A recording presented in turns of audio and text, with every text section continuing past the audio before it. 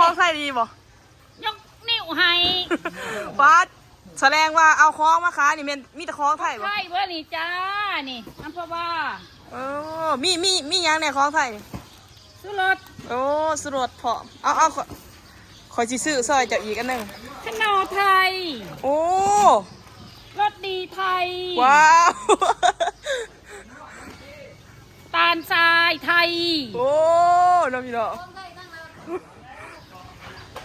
ทิพรสไทยว้าวยังอีกองุ่นไทยโอ้ปลาหมึกไทยใช้ปลาหมึกเนี่ย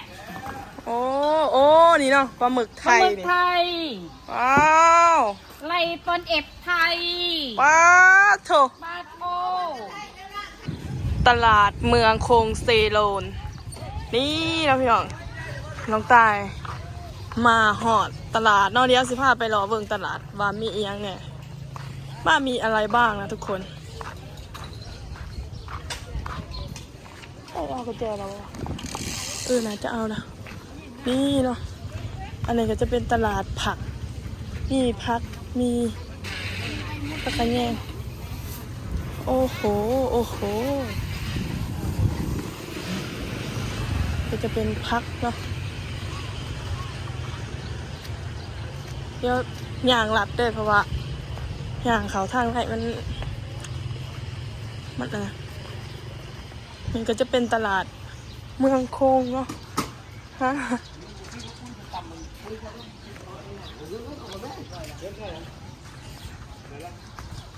นี่เนาะ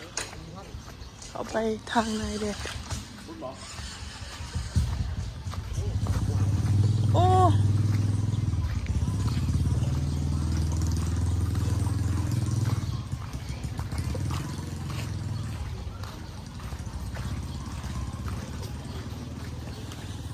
มื่อนี้เมื่อยขนาดพี่น้องเลยเพราะว่าไปตลาดร้ายบ่อนเนาะ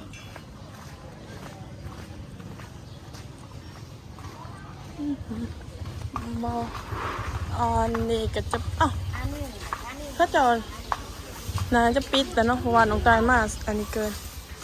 อันนี้ก็จะเป็นแบบพวกพักตลาดบ่อนสีนี่ใช่ไหมเขาจะคือปิดไว้ว่ะเขาจะปิดแต่พี่น้อง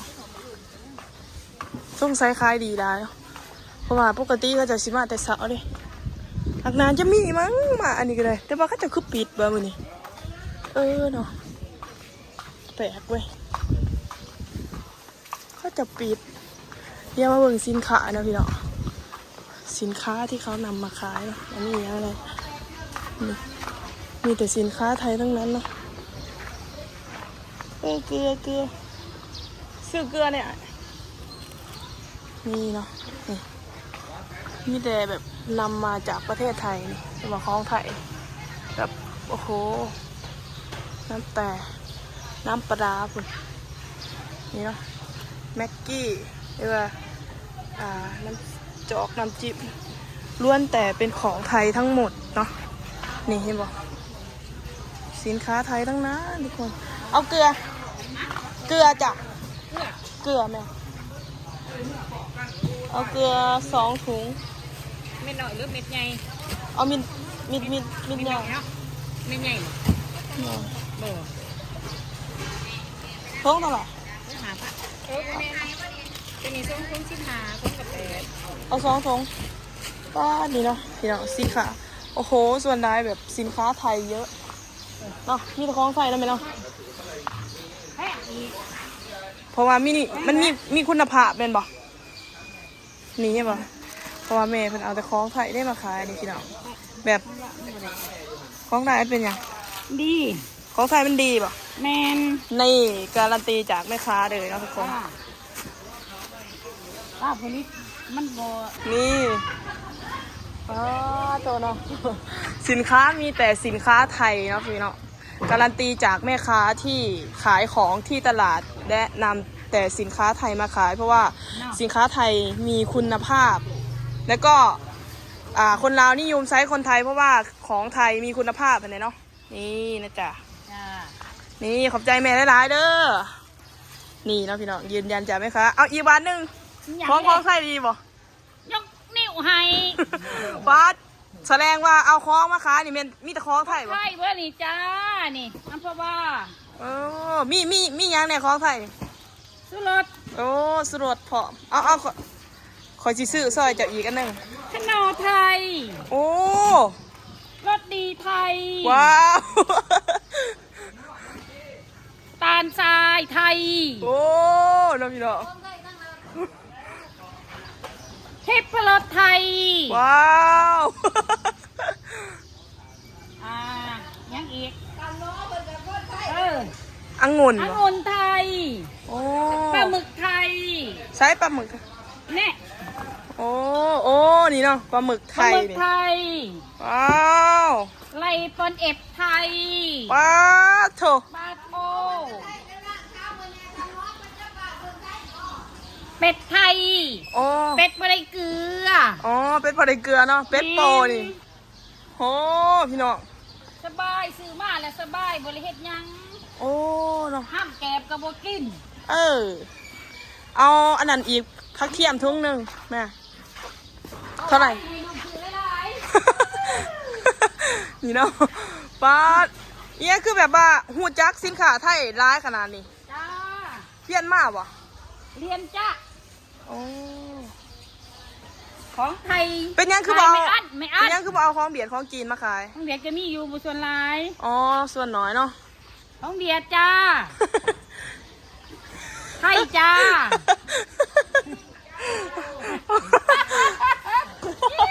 อ๋อพี่เนาะ กะปิไทยจ้า อ๋อกะปิไทยก็มี ตราเรือใบจ้า ของไทยจ้า พวกอากาศซ้ายห้าเนาะพี่เนาะนี่เนาะอยุตลาดไซด์นี่ดิบิวนิตี้พี่คัดหาในตีคาแบบมีเอฟซี ปลา เอามาซื้อ ร้าของเมบุลลัมดังทั่วประเทศไทยจ้า โอ้ ดังทั่วประเทศลาวจ้า แม่นนอกพี่ นั่นเห็นว่าอะไรเขาวิดีโอ เขาไปเบิ่งเด้อเขาไปเบิ่งเด้อ โอ้ยไม่อยากหัวเลยคอย เอาเลยเอาไฮไลตี้แต่พักเทียมน่ะ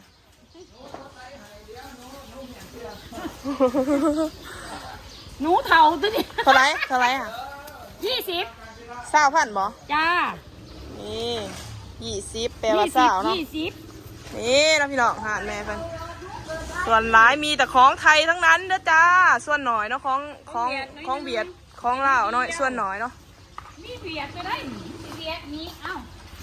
ของเบียดน่ะมีแต่แบบนี้เด้อพี่น้อง ไทยจ้า ไทยสวยมาก โอ้ขนาดมีดไทยยังสวยเลย แมน โถ่ คนลาวสวยนะจ๊ะ นี่โมเมนต์เพิ่นมีแฟนเป็นคนไทยบ่เลยนี่ บอ เจ้าหัน แมน โอ้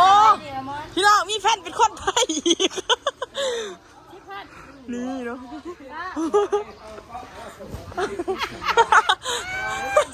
ชดชด เอ้าบางอย่างมันมีแฟนเป็นคนไทยวันนี้จะมาสู ช น ด นะ ชดแล้วดินี่จิบได้ ว้าว 62นังแก้วนะจ๊ะ ส่วนร้ายมีแต่ FC ต่างประเทศพุ่นเด้เอาว่าพัวพลัง พลังบออยากได้อยู่ ระหว่างพลังกับคนไทยนี่สิเอาตัวไหน ดีจ้า คน บรรยากาศของอยู่เนาะระหว่างพลังกับคนไทยนี่สิเอาตัวไหน โอ้ยบ่เลือก บ่เลือกว่าได้บ่ เลือกบ่ได้ มัก2อย่างเลย มักเบิด2จ้า เดี๋ยวค่ะสมาร้ายใจเลยนะพี่น้อง